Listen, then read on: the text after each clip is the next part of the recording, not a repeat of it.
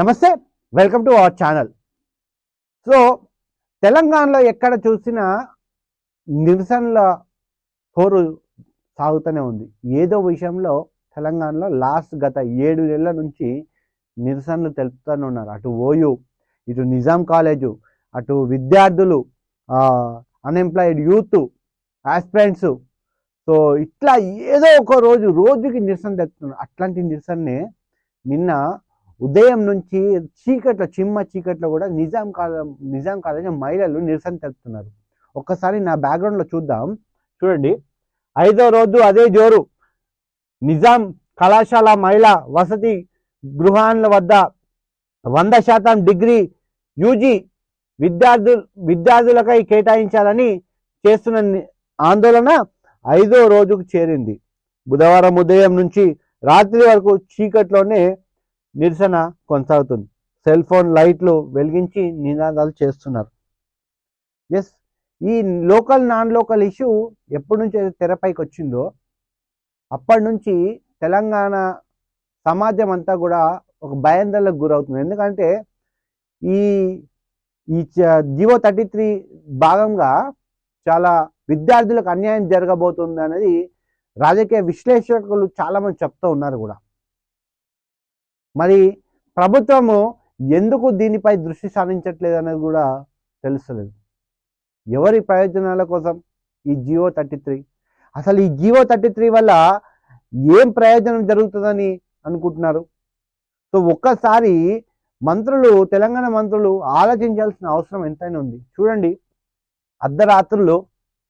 అర్ధరాత్రులు నిజాం కళాశాలలో మహిళలు ధర్నా చేస్తున్నారు. ఇదే రేవంత్ రెడ్డి గారిని ఒకసారి బీఆర్ఎస్ ప్రభుత్వం ఉన్నప్పుడు ఇంట్లో నుంచి అరెస్ట్ చేసి తీసుకొచ్చారు. ఆ రోజు రేవంత్ రెడ్డి గారు ఒక స్టేట్మెంట్ ఇచ్చారు. నేను నిద్రిస్తున్న సమయంలో మహిళలు, మా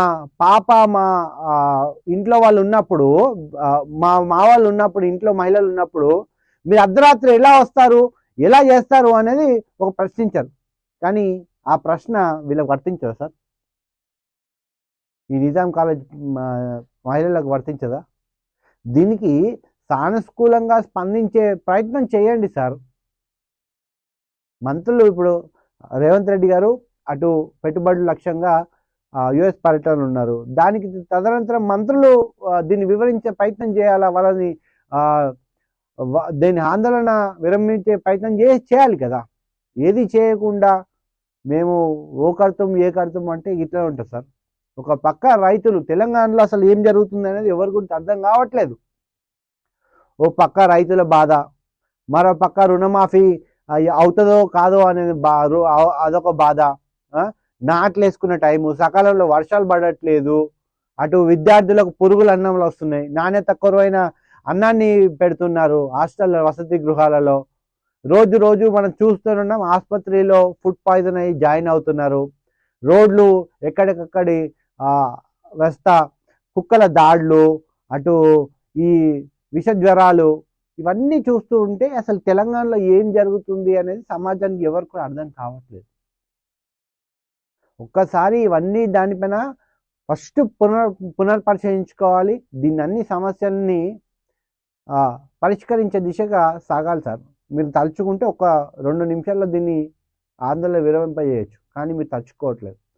దామోదర్ రాజు నరసింహ గారు ఖచ్చితంగా దీన్ని తీసుకొని ఓన్ చేసుకొని ఖచ్చితంగా దీన్ని సొల్యూషన్ తీసుకొచ్చే ప్రయత్నం చేయాలి జీవో 33 పైన. ఇది ఇవాల్టి స్పెషల్ స్టోరీ.